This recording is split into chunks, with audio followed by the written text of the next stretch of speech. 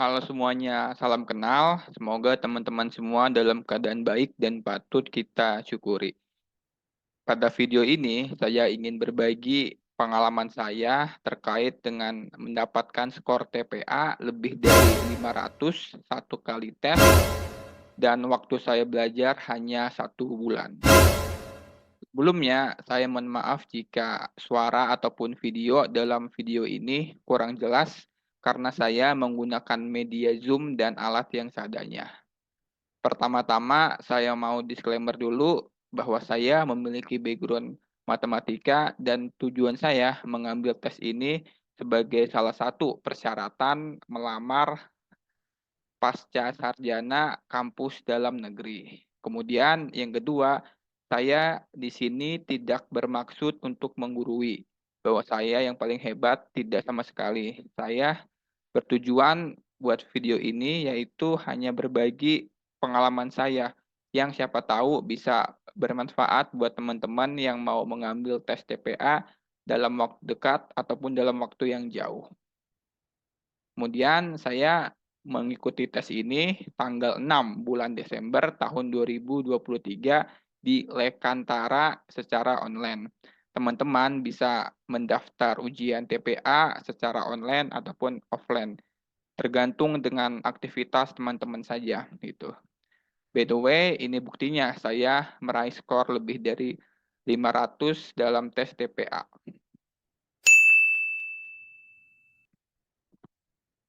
Untuk proses pendaftarannya yang online itu sangat mudah. Nanti di akhir setelah melakukan pembayaran, teman-teman akan dimasukkan dalam satu grup. Grup tersebut berisikan beberapa peserta dan juga para panitia yang akan mengikuti TPA di tanggal yang sama dengan kita mau ujian.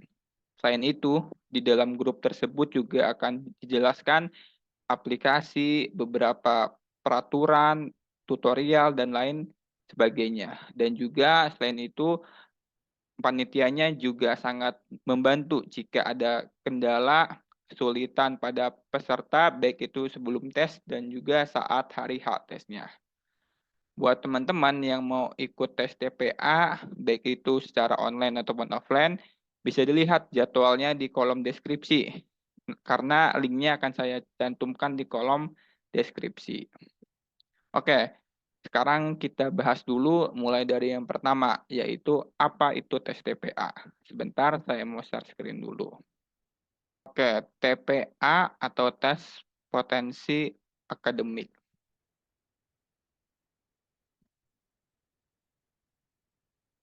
TPA merupakan akronim dari tes potensi akademik yang bertujuan untuk mengukur potensi yang dianggap mendasari kemungkinan keberhasilan seseorang jika yang bersangkutan belajar ataupun studi lanjut jalur mandiri maupun jalur beasiswa. Misalnya beasiswa bidik misi, LPDP, unggulan, dan lain sebagainya, baik itu pada jenjang sarjana atau pasca sarjana, memangku jabatan struktural atau birokrat tertentu, misalnya untuk PNS, dan juga mungkin yang akan memasuki dunia kerja atau untuk persyaratan sertifikasi, baik itu untuk pendidik ataupun buat dosen.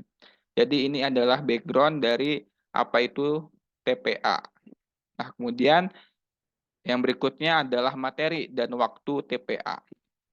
Adapun untuk materinya dibagi menjadi 3 kategori. Yang pertama itu adalah untuk verbal, yang kedua itu numerik, yang ketiga itu adalah figural. Dan teman-teman juga bisa dilihat di sini ada beberapa materi ataupun sub kelompok soal yang akan keluar, dan jumlah soalnya itu ada 250 soal yang harus selesai dalam waktu 180 menit.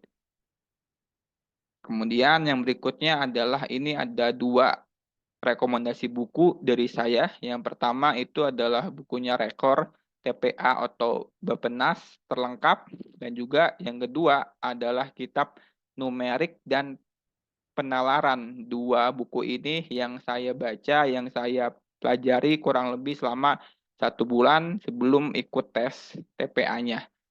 Ini adalah 2 buku yang bisa teman-teman beli, baik itu di berbagai aplikasi e-commerce. Saat itu saya belinya di aplikasi Orange dan harganya 115.000 untuk 2 buku ini. 2 buku ini udah sangat lengkap, teman-teman.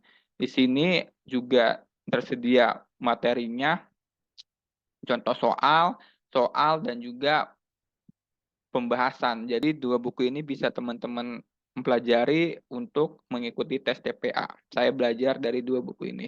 Nah, kemudian yang terakhir yang nggak kalah pentingnya yaitu bagaimana caranya. Caranya adalah teman-teman harus konsisten belajar dengan menggunakan buku-buku tersebut. Dan itu penting juga untuk teman-teman mengukur waktu saat mengerjakan tes potensi akademik. Misalnya saat teman-teman mengerjakan kategori numerik, sambil menyalakan timer 60 menit dan dalam mengerjakannya gitu. Jadi teman-teman juga harus konsisten belajar selama 1 bulan itu dan jangan lupa untuk gunakan waktu dalam mengerjakan agar terbiasa dalam mengerjakan soal TPA yang diberikan waktu.